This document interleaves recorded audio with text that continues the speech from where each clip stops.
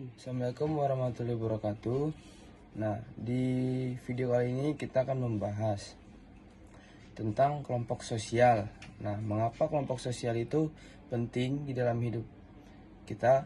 Karena seorang manusia itu harus hidup berinteraksi atau hidup berdampingan.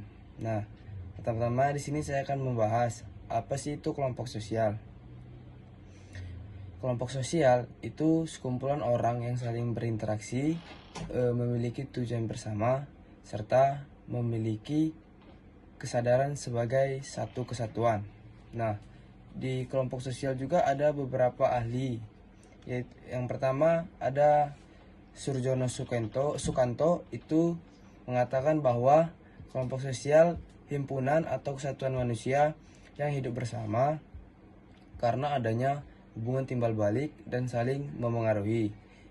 Yang kedua ada Emil Durkheim itu berpendapat bahwa kelompok sosial terbentuk karena adanya solidaritas sosial, yaitu rasa kebersamaan antar anggota masyarakat. Selanjutnya ada jenis-jenis kelompok sosial.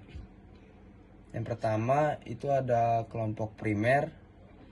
Kelompok primer itu hubungan antara anggota sangat erat, intim, dan bersifat pribadi. Contohnya itu ada keluarga, sahabat, ataupun teman. Nah, yang kedua ada kelompok sekunder.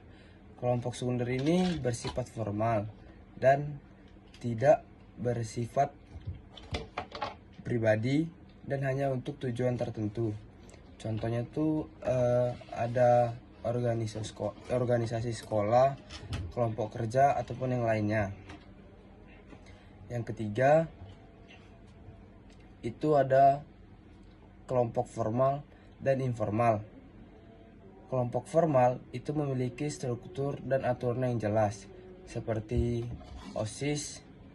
Nah, selanjutnya ada kelompok informal, terbentuk secara alami dan tidak memiliki aturan resmi seperti kelompok bermain di sekolah ataupun di rumah. Terus yang keempat itu ada in-group dan out-group. Kelompok in-group itu kelompok yang kita merasa menjadi bagiannya. Selanjutnya ada out-group, kelompok yang berada di luar kita, kadang bisa jadi lawan. Contohnya itu seperti supporter sekolah lain ataupun yang lainnya. Selanjutnya itu ada kelompok keanggotaan dan kelompok acuan. Pertama, keanggotaan itu kelompok yang secara resmi kita ikuti. Kalau kelompok acuan atau reference group itu kelompok yang jadi panutan walaupun kita belum jadi anggotanya. Nah, selanjutnya kita akan membahas ciri-ciri kelompok sosial. Yang pertama, memiliki kesadaran sebagai bagian dari kelompok. Kita sebagai anggota kelompok harus memiliki kesadaran bahwa kita telah masuk dalam suatu kelompok. Yang kedua, itu adanya hubungan timbal balik antar anggota. Kalau hubungan timbal balik itu seperti kita berinteraksi bersama anggota lain di dalam satu kelompok. Yang ketiga, itu adanya struktur, norma, dan aturan dalam kelompok. Nah, di sini di dalam kelompok sosial itu pasti adanya struktur, norma, dan aturan dalam kelompok. Seperti kalau struktur itu sudah pasti ada ketuanya, wakil ketuanya, dan lain-lainnya. Norma di dalam suatu kelompok sosial itu juga sudah pasti ada aturan yang ada di kelompok sosial itu, dan kita harus mengikuti aturan yang ada di dalam kelompok itu.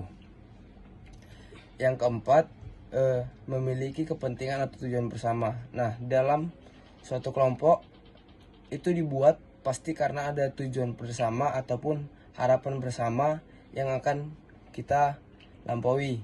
Nah, yang kelima itu bertahan cukup lama ataupun bersifat berkelanjutan. Nah, di dalam kelompok sosial ini kita harus bisa bertahan cukup lama ataupun kita harus bersifat berkelanjutan.